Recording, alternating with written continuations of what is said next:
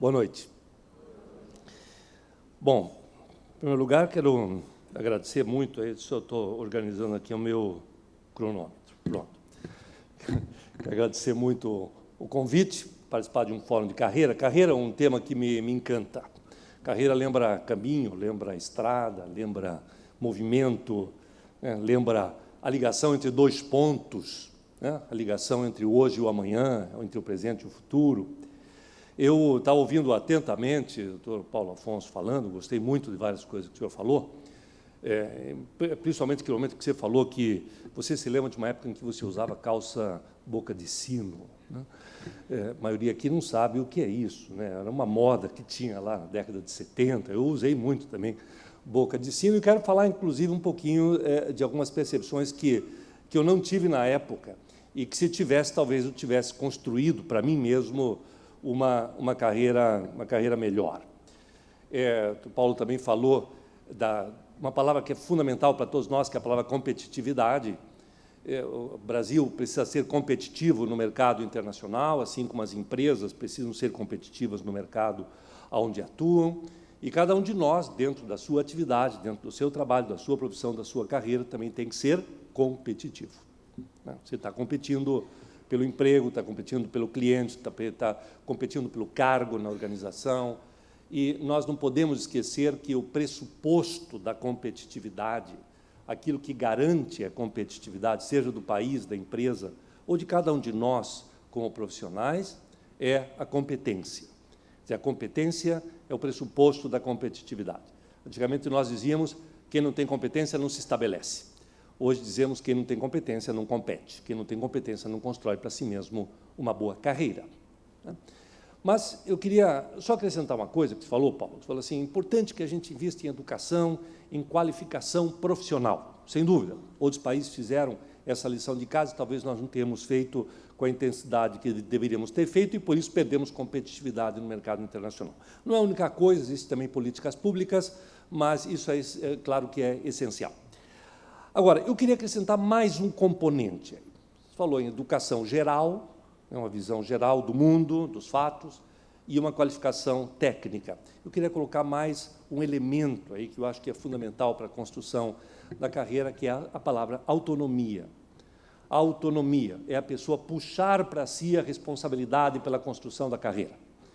Eu vejo com muita frequência nas empresas, principalmente, que as pessoas, os profissionais, os funcionários, ficam esperando que a empresa faça alguma coisa por sua carreira.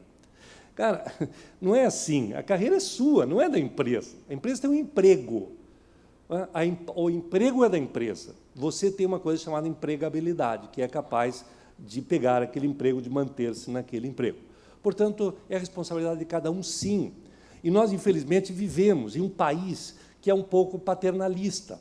Nós sempre ficamos esperando que alguém faça alguma coisa pela gente, que a empresa faça, que o Estado faça, que o chefe faça, né, que o presidente da República faça, que, enfim, que as coisas melhorem, que a economia melhore. Não fazemos a nossa parte. Então, a palavra autonomia, eu queria, nesse momento, dizer a vocês que temos aqui pessoas de várias atividades, de várias idades, mas eu sou, acima de tudo, como o Gabriel falou, um professor, e, portanto, quando eu estou em um ambiente que tem jovens, eu me dirijo especialmente aos mais jovens. Então, eu quero pedir licença aqui aos que usaram calça de boca de sino, né, e dizer a vocês que eu vou me dirigir principalmente aos jovens que aqui estão, porque são vocês que vão construir esse país aí que nós amamos tanto. Mas eu queria voltar um pouquinho no tempo, na história, e me lembrar de quando eu era estudante universitário, eu estava quase me formando já. Curiosamente, eu sou professor, eu trabalho com educação corporativa, com gestão, mas a minha formação original é medicina. Eu estudei, fiz faculdade de medicina, mas depois não segui a carreira, vejam só, não segui a carreira de médico, até porque carreira não é uma condenação. Você pode mudar de carreira, desde que você saiba o que está fazendo, né? Acontece que, quando me formei em medicina, eu já tinha uma outra carreira, que era a carreira de educador, de professor, e eu decidi, então, manter-me nesta carreira, e ela me fez muito feliz todos esses anos. E, além disso, logo depois que eu estudei medicina, eu percebi que eu não gostava de sangue. Aí, é evidente que era difícil eu seguir nessa carreira. Claro que eu estou brincando. Mas, quando eu era estudante de medicina, enquanto eu ouvia aqui o Dr. Paulo, o Dr. Jorge falando, eu me lembrei de 3 fatos daquela época, quando eu era muito jovem, como a maioria que está aqui nesse auditório. Eu me lembrei de uma aula que eu assisti, me lembrei de um livro que eu li, e me lembrei de um filme que eu assisti.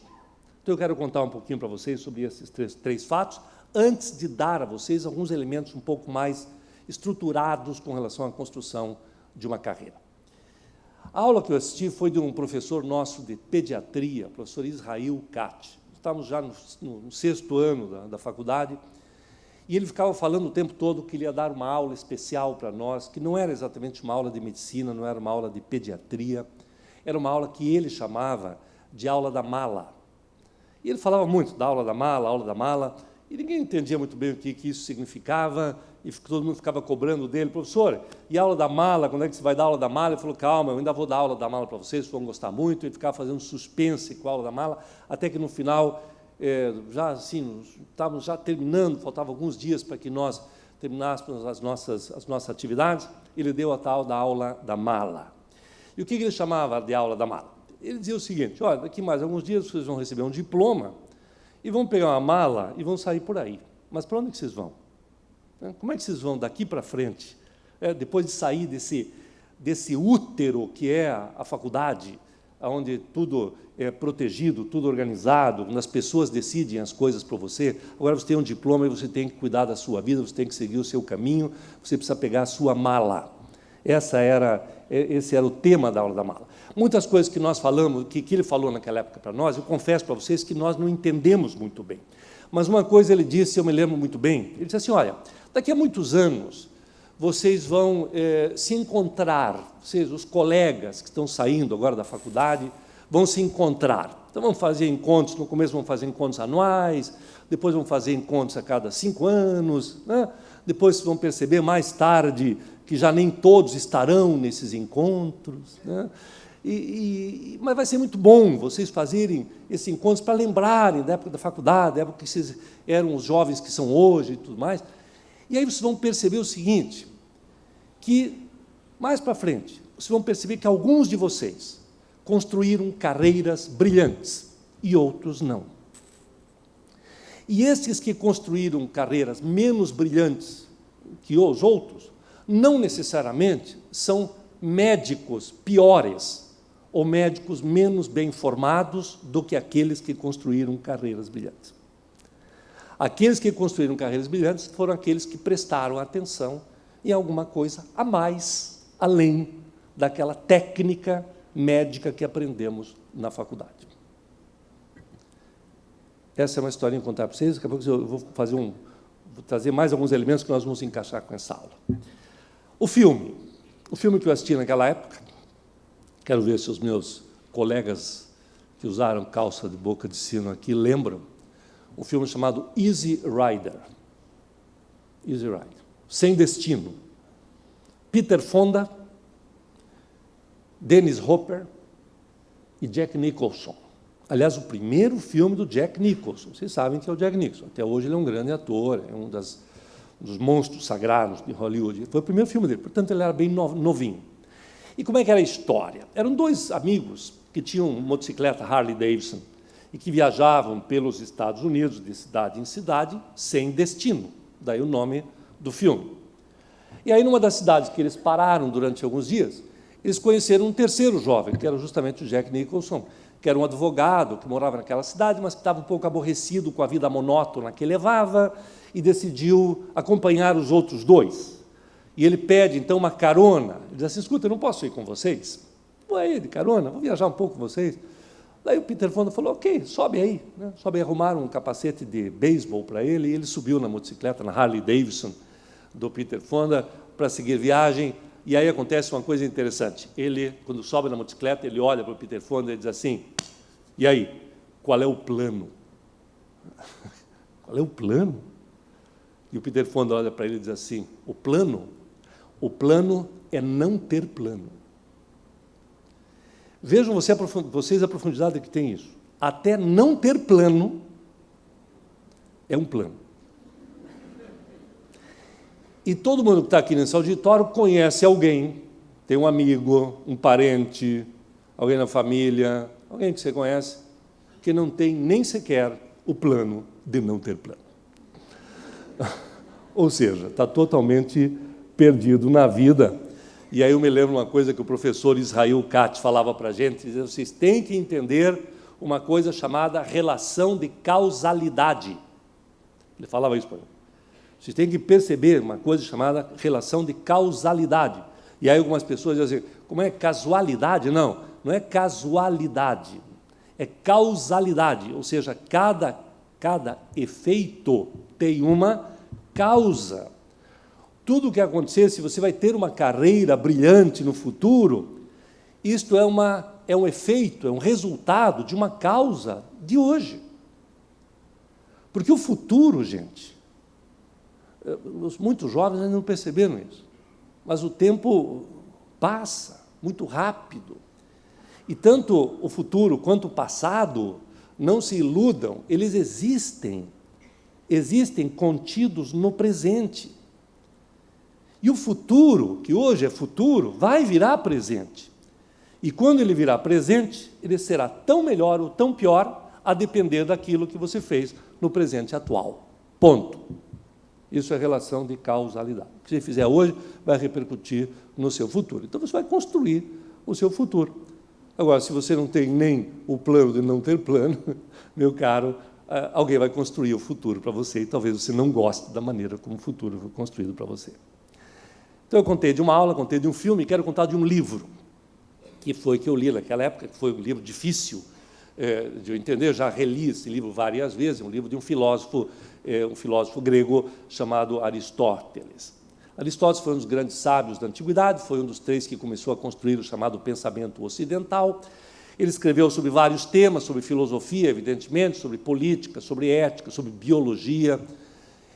E o último livro que ele escreveu, até hoje, é considerado uma espécie de um livro de autoajuda. É um livro que ele escreveu dedicado para o filho dele. O filho dele chamava-se Nicômaco, e o livro chegou até nós com o nome de Ética a Nicômaco. Na verdade, ética, no caso do livro, tem o sentido de comportamento, porque ética nada mais é do que uma maneira como você se comporta dentro de um grupo. Então, comportamento. Ele dava uma série de conselhos naquele livro, na verdade, naquela carta, né, para o filho dele, porque ele queria que o filho dele tivesse sucesso na vida. Né? Todos nós queremos que os nossos filhos tenham sucesso na vida. O detalhe é que, na época, não havia a palavra sucesso, não pelo menos como nós conhecemos hoje. A palavra equivalente, naquela época, era virtude. Bom se ainda fosse. Ou seja, ele queria que o filho dele construísse uma vida virtuosa. E aí ele dá uma série de conselhos para o filho dele. Eu só vou contar para vocês o primeiro conselho que ele dá nessa longa carta, que virou livro, que chegou até nós. Esse livro está nas bibliotecas, está nas livrarias, pode ser baixado na internet. Ele diz o seguinte: meu filho, todos os dias, trate de ter um momento de reflexão. Pare um pouquinho para pensar no que você está fazendo. Tenha um momento de reflexão. E eu quero dizer a vocês que isso vale até hoje, e eu noto, assim, na maioria das pessoas, que as pessoas não param, não se dão o direito de ter um momento de reflexão de vez em quando. Porque o mundo é muito exigente hoje. Quem for trabalhar em empresa, quem trabalha em empresa, sabe que nós temos uma grande demanda de resultado, especialmente de resultado de curto prazo, e as demandas são cada vez maiores, as exigências são cada vez maiores. Então, a gente levanta de manhã já com uma agenda cheia de problemas, cheia de preocupações, e passa o dia atendendo aquelas demandas, e o dia termina, e a gente nem percebeu, e vai para casa, quer mais descansar um pouquinho e dormir, não para um pouquinho para pensar sobre o que está fazendo e sobre como está fazendo o que está fazendo. Por isso que eu valorizo um momento como este. Esse fórum, aliás, fórum também é uma palavra grega, significa um espaço para você pensar, conversar, discutir, trocar ideias. Isso é um fórum. Então, um fórum é um momento de reflexão. Nós todos estamos aqui tendo um momento de reflexão aqui em Recife. Muito bem.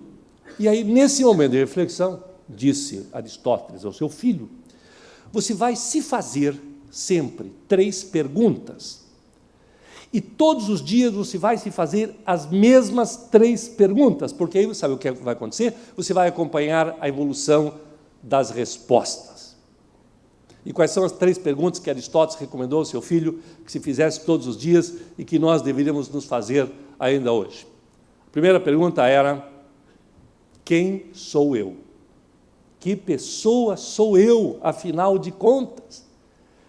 Que é uma pergunta aparentemente fácil, mas é extremamente difícil. Tente se responder quem é você. Em geral, quando a gente pergunta para alguém quem é você, a pessoa diz o que ela faz, né? Fala a sua profissão, onde que trabalha. Não, o que você faz não é o que você é muito mais do que o que você faz, ainda que haja uma forte relação entre os dois. Mas quem é você? A gente podia até abrir uma chave e dizer: quem é você? Quem sou eu como pai, como filho, como marido, como esposa, como profissional, como cidadão? Quem sou eu como líder? Quem sou eu?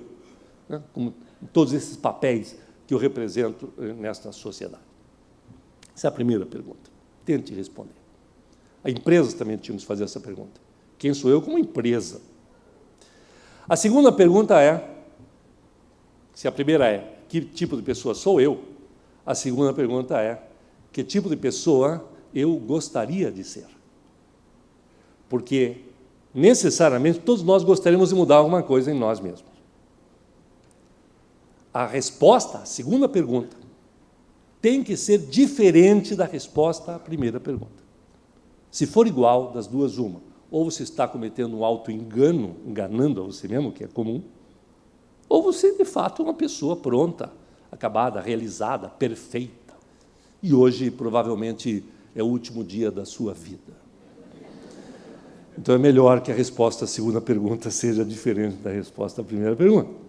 E aí vem a terceira, que é evidente que é uma consequência das duas anteriores. Se a primeira é que tipo de pessoa eu sou e a segunda é que tipo de pessoa eu quero ser, a terceira só pode ser o que é que eu vou fazer, quais são os passos, quais são as providências que eu tenho que tomar para vir a ser a pessoa que eu gostaria de ser.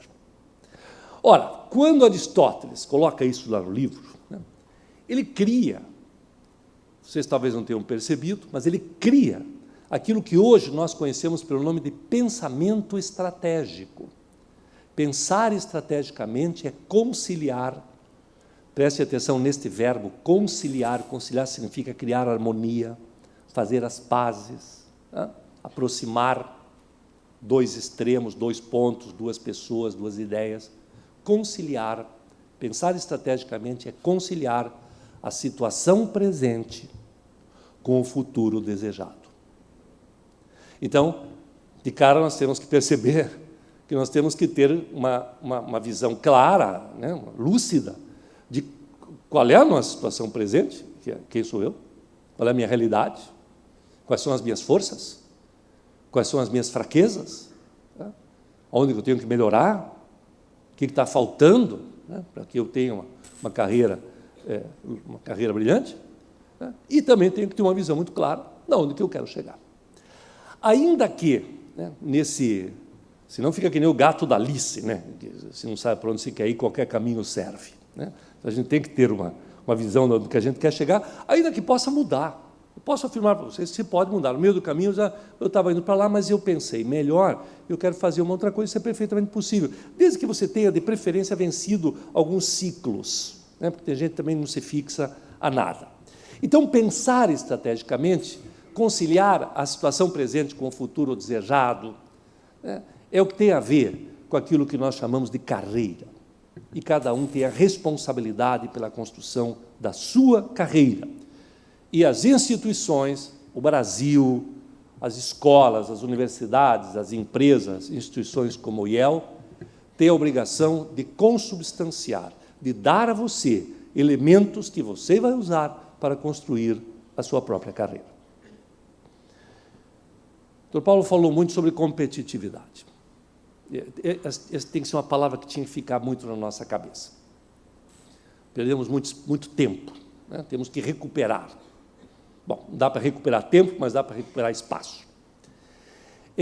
A palavra competência, talvez vocês não saibam disso, quem estudou administração aqui provavelmente lembra, ela marca, quando ela surge no vocabulário, a palavra competência, marca o início de uma nova ciência. Quando Taylor, um engenheiro americano chamado Frederick Taylor, lá no começo do século passado, escreve um livro chamado Princípios da Administração Científica. A partir de então, a administração vira ciência, porque até então não era. Era uma coisa feita empiricamente, né? Hoje não. Hoje tem todos os elementos da ciência que tem a medicina, por exemplo. Tanto é que existem congressos, existem revistas especializadas, artigos científicos e tudo mais sobre gestão. Se você pega aquele livro do Taylor e lê, faz um resumo e tal, espreme o livro para cair a última gota. Essa última gota que vai cair do livro do Taylor, que é a sua essência, é a essência da competitividade, ou da competência, porque ele coloca uma fórmula, que é uma fórmula, é um quociente, uma fórmula muito simples, R sobre R. R sobre R, uma empresa, um país, tem que fazer a sua lição de R sobre R. O R de cima, evidentemente, é o numerador, e o de baixo é o denominador. Então, o numerador tem que ser grande e o denominador tem que ser pequeno. Isso é matemática básica, pelo amor de Deus. O R de cima significa o quê? Significa resultado. Eu tenho que entregar bons resultados, grandes resultados, resultados sustentáveis, resultados crescentes. Resultado. Todo trabalho tem a expectativa de um resultado. Você vai no médico, vai no restaurante, compra uma passagem de avião, compra um carro, você tem uma expectativa de um resultado daquilo que você está comprando, seja um produto ou um serviço. Vocês têm, nesse momento, a expectativa do resultado do meu trabalho aqui, que é vocês aprenderem alguma coisa e saírem daqui pensando um pouquinho diferente. Então, é lógico que a competência é diretamente proporcional ao resultado.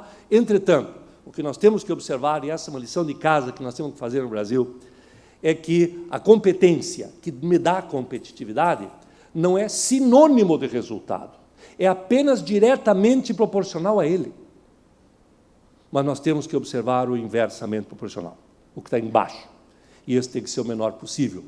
O R de baixo, sabe o que significa? Recursos.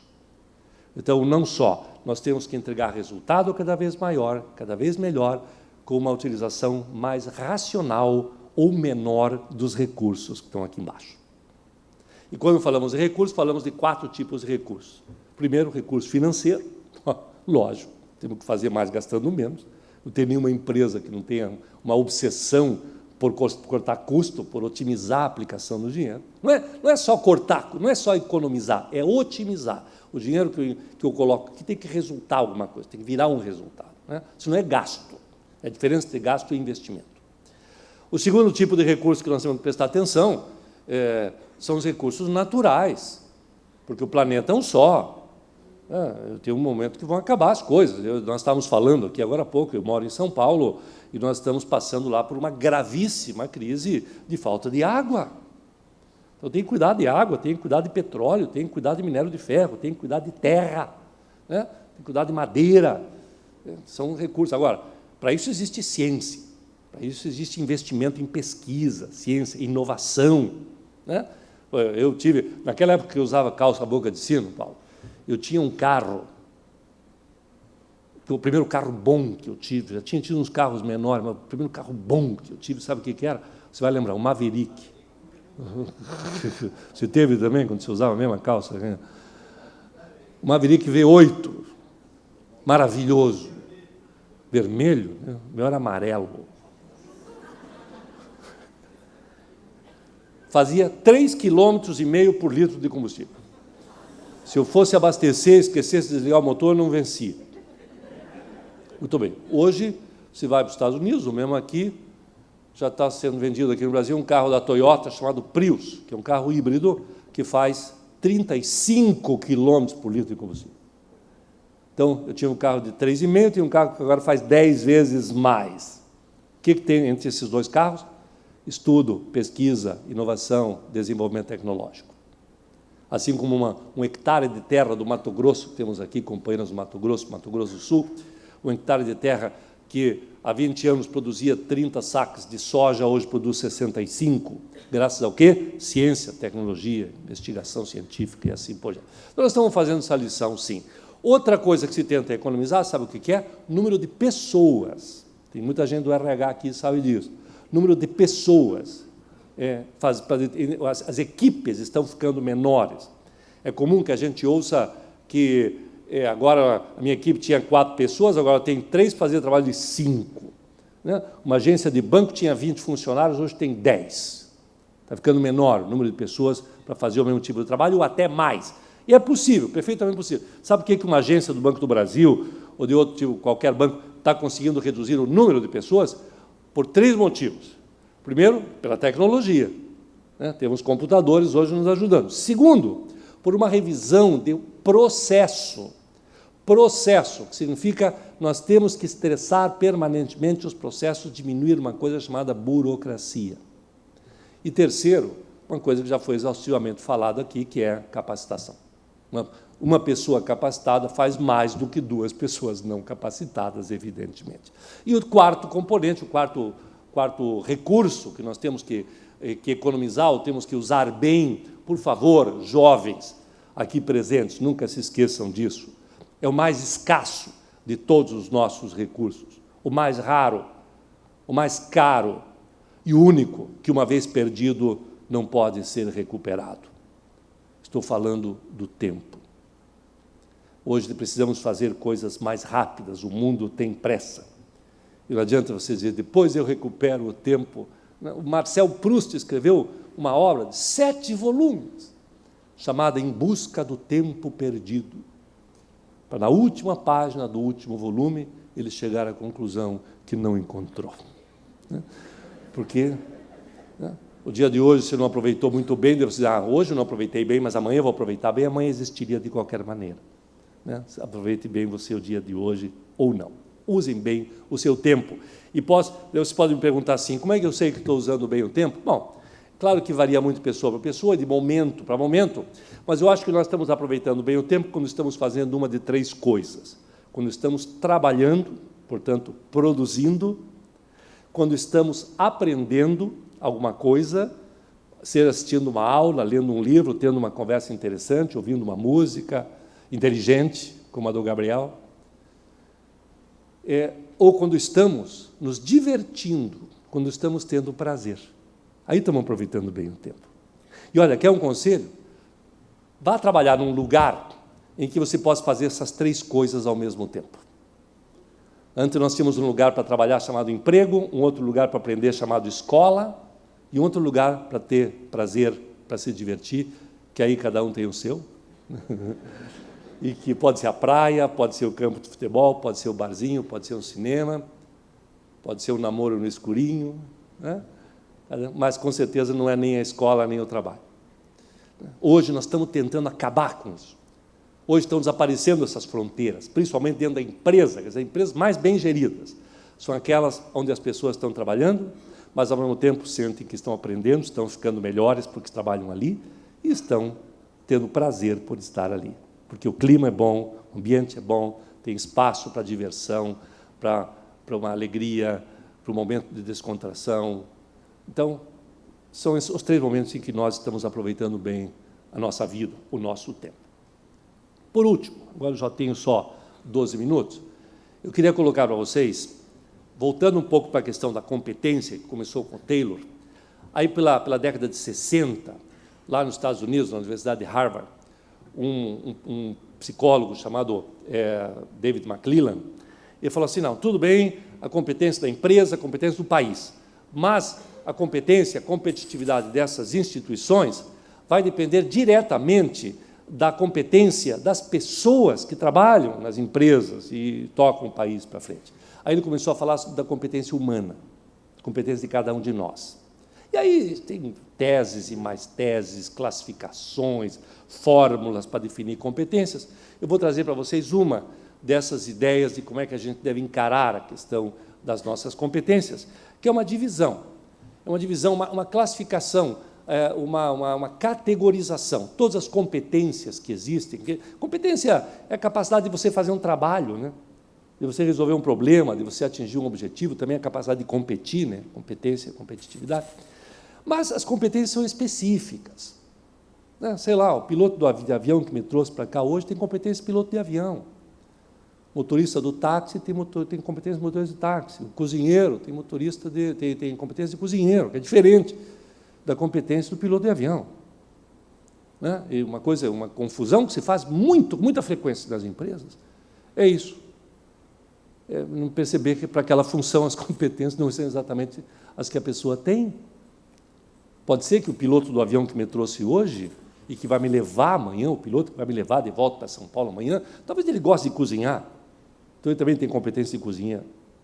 Mas eu espero, sinceramente, que amanhã, quando ele estiver pilotando o avião, ele use as competências de piloto de avião e não de cozinheiro. Vocês vão dizer, falou óbvio, né? É óbvio, mas as empresas esquecem disso. Quer ver um exemplo? Um ótimo engenheiro, um ótimo técnico, um ótimo vendedor, de repente vira diretor. Quando ele vira diretor, ele tem que liderar uma equipe. E para liderar uma equipe, ele precisa de competências de líder e não de competências de engenheiro. E a gente, às vezes, não para prestar atenção nisso. Então, essa classificação, né, as várias classificações que existem, aqui eu gosto mais, eu vou explicar para vocês, é a seguinte. Na verdade, são 4 grupos de competências que são chamados de saberes. Para você construir uma carreira brilhante, você tem que ter 4 saberes. Prestar atenção e a sua responsabilidade em 4 saberes. O primeiro saber é o início de tudo, sem ele não dá nem para começar, chama-se saber fazer. O que é o saber fazer? É o conjunto de competências técnicas. É o cozinheiro saber cozinhar.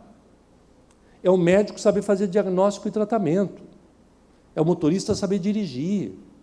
Competência técnica. É o advogado conhecer as leis e a jurisprudência. São as coisas técnicas. Não tem nenhum trabalho que não tenha um lado técnico.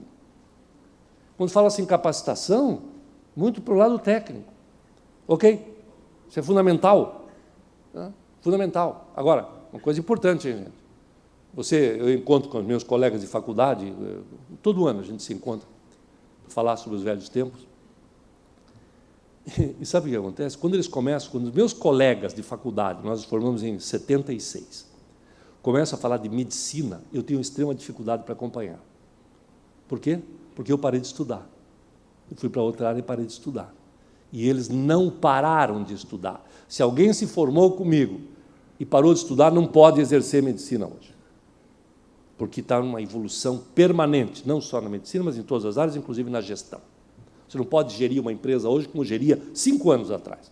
Há novas técnicas, novos processos de gestão, novas necessidades. Então, não pode parar de estudar, de se desenvolver nessa parte técnica. Você tem que ser proficiente, mas tem que ser atualizado. Agora, cuidado, porque isso é apenas um dos saberes e é normalmente o saber aonde as pessoas dedicam mais tempo, mais inteligência. Às vezes, no caso da medicina, acontece um verdadeiro sequestro, é a expressão que eu gosto, sequestro intelectual. A medicina é tão difícil no lado técnico que aquele estudo sequestra todo o meu ser, a minha inteligência, o meu âmago, e faz com que eu não preste atenção em outras coisas. Tem que tomar cuidado com isso, porque tem mais 3 saberes. O segundo saber é o saber organizar. Saber organizar, que é o conjunto de competências desta área aí que a gente chama de gestão, de administração. Existem pessoas que são formadas em administração, que têm especialização, que são profissionais da administração. Agora, todas as pessoas, em todas as profissões, têm que ter um lado de gestor. Tem que ter um lado de organizador. Um bom cozinheiro não será necessariamente um bom dono de restaurante, que ele vai precisar lidar com coisas de gestão, de organização, de método, de planejamento, de controle financeiro. Dinheiro que entra, dinheiro que sai. A gente tem que prestar atenção nisso. Imagina uma dona de casa aqui no Brasil, que vive com um salário apertado, que o marido põe dentro de casa, ela tem que ser uma administradora, se você pensar bem, para fazer com que a despensa esteja cheia até o final do mês, que não falte dinheiro, que o dinheiro sobre no final do mês. Isso é administração, gestão é organização. Você conhece pessoas que são muito boas tecnicamente, mas são desorganizados e a carreira não vai para frente. Quer ver um exemplo simples, já que falei de medicina? Alguém aqui já foi numa consulta médica em que o médico atrasou a consulta? Talvez fosse melhor perguntar o contrário, né?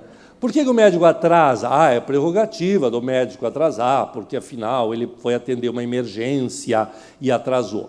Pode até ser, mas eu posso garantir para vocês que 99% das vezes que o médico atrasa a consulta não é porque ele foi atender uma emergência, é porque ele é desorganizado.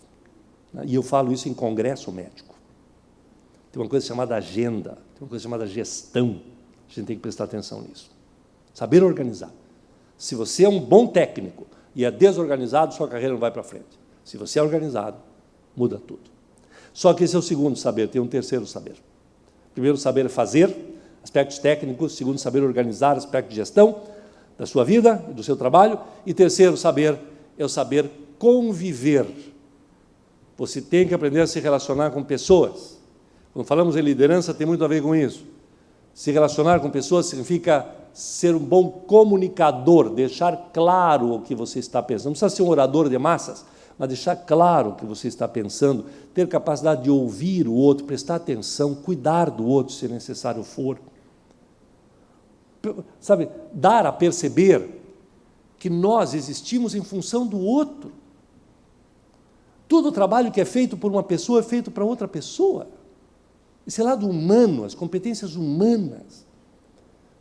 Uma vez, um tempo atrás, em 2007, eu tive um gravíssimo problema de saúde. Eu tive uma cirurgia muito séria, uma neurocirurgia, eu tive um aneurisma cerebral. Hoje eu tenho uma mola de platina, que aliás, não abriram minha cabeça, entraram por uma artéria aqui, passaram por dentro do coração. Eu acho que vai um japonesinho junto, eu tenho a impressão, né, para fazer a cirurgia, colocar a molinha lá.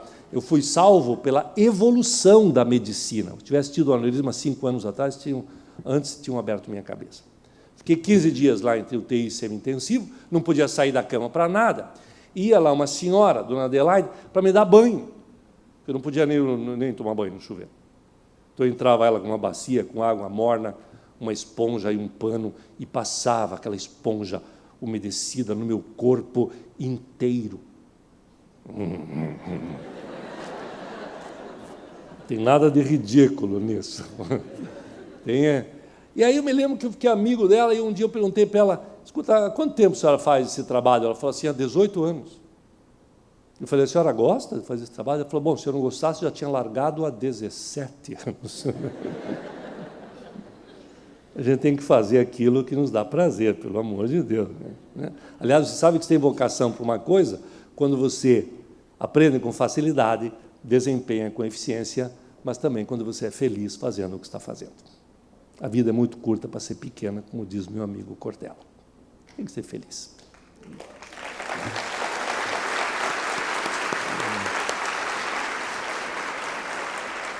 Eu estou aqui aplaudindo a dona Adelaide. Porque eu fiquei pensando depois, quanto de competência técnica tem naquele trabalho da dona Adelaide de passar um pano umedecido no corpo de uma pessoa deitada na cama? Quantos cursos ela teve que fazer? Onde que ela fez pós-graduação? Na Sorbonne? A competência técnica, nesse caso, é muito simples, é muito pequena. Prende-se um rápido treinamento. Mas quanto tem ali embutido de competência humana, de mostrar disponibilidade, interesse com o meu bem-estar, fazer com que eu não ficasse constrangido de estar ali nu na frente de uma profissional, né? O sorriso que ela me dava, todo dia ela entrava sorrindo, perguntando como se eu estava melhor, me animando. Isso é competência humana, gente, nós precisamos disso, senão o mundo fica chato, fica desagradável. Nós precisamos do sorriso do outro, né? Acho que nós tínhamos que ter essa ideia, assim, deixar o outro melhor quando trabalha com você, quando estuda com você, quando convive com você. Não tem nada melhor para quem é um líder empresarial, né? Algum funcionário, às vezes, sai da empresa assim, mas, olha, eu quero dizer que eu aprendi muito quando estive aqui, vou levar você como uma referência de liderança. Ou quando um aluno, encontra um aluno, que foi aluno meu, sei lá, na década de 80, 90, encontro no aeroporto, às vezes, professor, sabe que eu me lembro de uma aula que você me deu, mudou a minha vida. Sabe, isso é a realização, tanto de um professor quanto de um líder, mas devia ser de qualquer pessoa. A pessoa ficou melhor porque trabalhou com você, mas talvez ela tenha ficado melhor porque ela cruzou com você no elevador, 30 segundos conviveu com você no elevador, mas ela ficou melhor pelo bom dia simpático que você deu para ela, pelo sorriso. Sabe? Nós precisamos disso. E, por último, o quarto saber. Primeiro, saber fazer, aspectos técnicos. Segundo, saber organizar, aspecto de gestão, que não só os administradores têm, né? E eles estão aí para nos ajudar também. Terceiro, saber conviver, saber se relacionar, se comunicar, respeitar o outro, ser ético, né? E o último saber chama-se saber aprimorar. Esse saber aprimorar ele está ligado, evidentemente, com os outros três, e ele tem três aspectos. O primeiro aspecto é a preocupação que você tem que ter, sabe com o quê? Com os detalhes. A tua carreira está muito ligada com os detalhes. Você está sendo observado o tempo todo pelas pequenas coisas que você faz. Isso chama-se ética dos pequenos atos. Porque nós fazemos poucas grandes coisas, nós fazemos muitas pequenas coisas. Então, a nossa reputação está sendo construída pelas pequenas coisas que fazemos, pela maneira como você se comporta, se você abre a porta para uma dama passar, se você tem um ato de gentileza, de educação, de simpatia. Você é observado por essas coisas. Me lembro quando nós nos mudamos para um apartamento novo lá em São Paulo, e gostávamos muito, um apartamento que era o sonho meu e da minha mulher, e contratamos um arquiteto para cuidar da decoração, e eu notava que ele cuidava muito, sabe do quê? Da decoração no lavabo, que é o banheiro das visitas. Cuidava demais daquilo. Ficava olhando, estava tudo certinho, tinha pintura, etc. Eu falei, por que você cuida tanto do lavabo, uma peça que é tão pouco usada, afinal? Eu falei, Eugênio, você recebe uma visita. Se a visita pede para ir no banheiro, você indica onde é que é o lavabo. Ele entra no lavabo, se fecha, fica ali sozinho, prestando atenção no quê? Nos detalhes. A tua reputação depende do teu lavabo. Ele vai sair daqui falando bem ou mal de você, dependendo da qualidade do sabonete, da limpeza, do tipo de papel higiênico, se tem uma florzinha ou não tem uma florzinha, detalhes. Esse é um aspecto que nós temos que observar. Já que eu falei de florzinha, tem outro aspecto importante, que são as questões estéticas. Gente, nós gostamos do belo. Nós precisamos de arte, precisamos de arquitetura, precisamos de jardinagem, precisamos de moda, precisamos de música, de poesia. Sem isso, a vida não vale a pena também. Isso é um desejo, nós somos atraídos por aquilo que é belo. Então, cuide da sua aparência, cuide da aparência da sua casa, da sua mesa de trabalho. Preste atenção nos aspectos do belo. E, por último, ainda dentro do saber aprimorar, tem uma questão que também é aristotélica, que é você ter um compromisso. Isso reflete profundamente na sua carreira. Compromisso com aquilo que Aristóteles chamava simplesmente de excelência. Compromisso com a excelência. Fala-se muito hoje em excelência nas organizações. Precisamos de produtos excelentes, serviços excelentes, pessoas excelentes. O que é isso, afinal de contas? Bom, a primeira coisa que nós temos que lembrar é que excelência não é sinônimo de perfeição. Até porque perfeição não existe. Mas excelência, sim. Excelência tem muito a ver com carreira, porque excelência é o movimento. Você faz uma ideia, você cria, você idealiza uma situação, uma coisa, um produto, um serviço perfeitos. E aí você se organiza para chegar, para atingir aquela perfeição. Você nunca vai atingir, porque quando você chega lá, você percebe que você pode ir além. Mas sabe o que interessa? É você estar nesse movimento, em direção àquilo que você acha que é a perfeição. É justamente isso que nós chamamos de excelência. Portanto, excelência é você estar em movimento, em um movimento crescente. Ou seja, todo trabalho que você faz, não importa qual seja, que você faz hoje, amanhã provavelmente você vai ter que fazer de novo esse mesmo trabalho. Nós somos, sim, até certo ponto, prisioneiros da rotina, o que não é ruim. Amanhã eu vou fazer a mesma coisa que eu faço hoje, só que eu não preciso fazer igual, eu posso fazer um pouquinho melhor. Um pouquinho, alguma coisa. Em vez de estar aqui esse copo, eu acho que aqui ele fica um pouquinho melhor. mudei ligeiramente alguma coisa.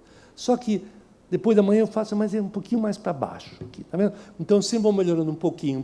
Se melhorar um pouquinho todos os dias, quanto eu terei melhorado no final de um período, por exemplo, de um ano. Agora, então, isso é uma característica que as pessoas que têm carreiras brilhantes têm, na sua personalidade, uma certa insatisfação de sempre achar que dá para fazer melhor. Insatisfação, nesse caso, uma insatisfação saudável. Né? Senão, como disse o Guimarães Rosa, o animal satisfeito dorme. O animal satisfeito dorme. Quando dorme, se torna vulnerável. Então, não pode dormir. Então, não pode estar satisfeito. Quando eu falo o animal satisfeito dorme, em geral, as mulheres entendem melhor, porque às vezes tem um em casa. Que quando satisfeito dorme, ronca. É disso que eu estou falando. Eu estou falando assim que é justamente a insatisfação que nos move. Foi a insatisfação que fez com que a gente fizesse esse teatro maravilhoso, que a gente construísse uma sociedade cada vez melhor. A construção da civilização dependeu da insatisfação humana. E você nota que existem pessoas que, tá bom assim, para que melhorar, para que evoluir, para que fazer mais, já está bom assim, olha quando eu cheguei. Pronto, acabou a sua carreira. A sua carreira só vai estar em progresso enquanto você for insatisfeito com você mesmo. Não seja tirano com você mesmo. Reconheça que você fez muita coisa boa até agora, mas reconheça que você poderia fazer um pouquinho melhor. Isso é o compromisso com a excelência que faz parte do saber aprimorar. Então, por favor, jovens e também profissionais, empresários que aqui estão, nós precisamos prestar atenção na nossa competitividade, nos resultados que temos que atingir, como é que estamos usando os recursos, que é uma discussão que se faz muito no poder público. Muitas vezes o serviço público não é acusado por não fazer o trabalho, por não entregar o resultado. Entrega, só que demora muito e gasta demais. Isso é essa lição que nós temos que fazer. Né? E, segundo, vamos investir nas nossas competências pessoais para podermos entregar essa competitividade que as empresas e o país precisam. E as competências pessoais que constroem as nossas carreiras brilhantes de um país melhor são essas 4 categorias. Saber fazer, competências técnicas. Saber organizar, competências de gestão. Saber conviver, comunicação, ética, cuidado de um com o outro. E o saber aprimorar, que é uma insatisfação permanente com o status quo. Precisamos desafiar o status quo e promover sempre uma evolução. Passei do meu tempo. Fico muito feliz de poder ter compartilhado aqui algumas ideias. Gostaria de falar, esse assunto não tem fim, né? Mas eu, nesse momento, me lembro falei do Guimarães Rosa, lembrei agora do Fernando Sabino. Uma vez perguntaram para ele que ele tinha, quais as certezas que ele tinha na vida. Ele, como todos os homens sábios, tem poucas certezas, ele tem mais dúvidas. Né? Eu também tenho mais dúvidas que certezas. Mas ele falou, mas eu tenho 3 certezas. E as 3 certezas são as seguintes. Primeiro, eu tenho certeza de que nós estamos sempre começando. É verdade, né? Todo dia a gente levanta de manhã e começa tudo de novo. Tenho certeza de que precisamos continuar, que não dá para parar. E terceiro, eu tenho a certeza de que nós seremos interrompidos antes de terminar. É um pouco o que eu estou sentindo aqui agora. Peço para todo mundo.